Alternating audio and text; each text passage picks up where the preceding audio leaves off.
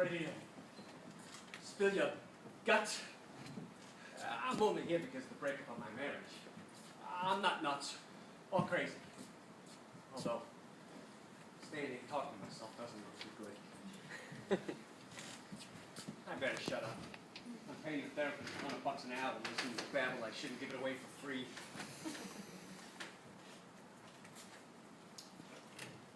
What if they have cameras in this place? I bet they do. And then when the therapists get together for their little luncheons, they show highlight films. You know, great moments in the roses. I once read an article in People about a therapist that tries to seduce her patients. I wonder if this lady will try that with me. Is she any good looking? I haven't had sex in months. Will my natural urges come forward and warn her? I'm vulnerable. I'm questioning my manhood. I'm questioning will I ever be attractive to another woman again? What if she's secretly gay and tries to change me? I'm inadequate. That's what drove my wife from me. First, I couldn't satisfy her sexually, then emotionally. Why did I have to be skinny and Scottish? Why couldn't I be Irish? Damn my small penis! Why? I probably wouldn't even make a good homosexual. You know, the man would just look at my tiny penis and laugh. And what if my therapist falls in love with me and I disappoint her? Well, I'm not going to set myself up for that kind of rejection. I'm going to get out of here now and find a therapist that's a eunuch or something. Hello, Mr. Scott. I'm Dr. Johnson. Did I hear talking in here? Yes. Yes, you did. But you only knew that from the camera and the tapes. And yes, I have a tiny penis. Well, that's nice, Mr. Scott, but we usually cover feeling inadequate in our third session. So, if you'll bear with me, I'm running a little bit behind. I'll be with you in just a few minutes. That's fine. I'll just sit out here and think up some more psychoses. That'll have the time to fly by. Okay, that's fine by me. I'll see you in a few. Sylvia, what are you doing here? Come to tell secrets about our marriage? Relax, Jerry. It's just part of your imagination. What? While I'm here, let me give you a few more things you can cover with that doctor.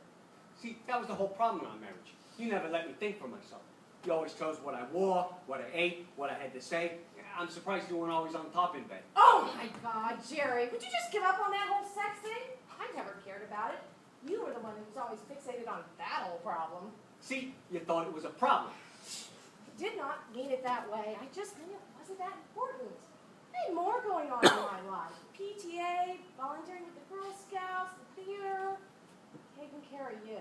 When you're fixated on sex in your penis, you think you were gay or something. See, you thought I was gay. I knew it! Not think you were gay. Just thought you had issues. Look, you had two wonderful children who think the world of you. Our kids hate my guts. They blame me for every problem they've ever had. Kelly blames me for the breakup of every relationship she's ever had, and Tim blames me for questioning his manhood. There you go again. Now you're saying our son is gay? What gave you that idea? You know how I can name the starting lineup of the 1968 New York Mets? Yeah, so? Well, he can name the starting lineup of the New York Ballet. And his hamster is named Schultz. Well, I was the one to drive him to all his Boy Scout meetings and was there when he needed a father. Just don't think you tried hard enough to be a man around him. Oh, please, don't use the terms hard and man when discussing our son. Mr. Scott, again, I'm so sorry for the delay. I have a patient with multiple personalities in my office, and we're only on number 3 out of 7. I shouldn't be sharing this with you, but oh well. Ah, it's no problem. I'm sure it'll all be up on your website next week. Great neurotic stuff, Karen.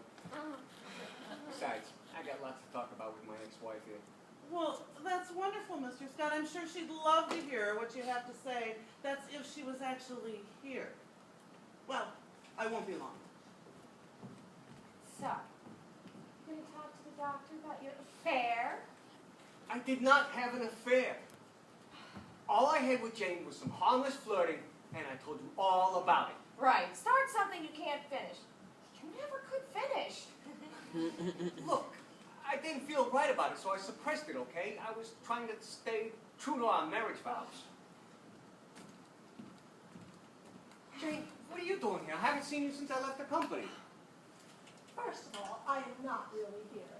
It's in your mind. Second of all, I hear what Sylvia's saying, and I came here to show her some support and set the record straight. Thank you, Jane. By the way, I never held any ill will towards you. Only felt sorry you fell for his stupid lies. By the way, that is a lovely scarf. Thank you. He gave it to me last Christmas. I never really listened to it. I even thought about it in a romantic way. It just sort of helped pass the time at work. I mean, would you fall for that? Don't forget I did fall for that. You gave her a scarf. You never told me about any scarf. It was a Chinese gift exchange. I had absolutely no control over who got what. All right. I'm sure you fixed it somehow. He was sneaky like that, always giving me that dumb act. Meanwhile, plotting his next move on you. You don't have to tell me about his sneakiness. I remember one Christmas he told me the neighbor's dog ate my gift. The neighbors didn't have a dog. Wait a minute. Isn't that the year you told me you got me a scarf? Hey, I'm the only one really here. Come on. Jane, you never had any romantic thoughts about me? No. Sorry. I was much more interested in Mike and accounting. Now there's a man's man. Oh, I know what you mean. Tall, great eyes, and what a sense of humor. He had big feet also. There was a guy who, when you talked to him, you could tell he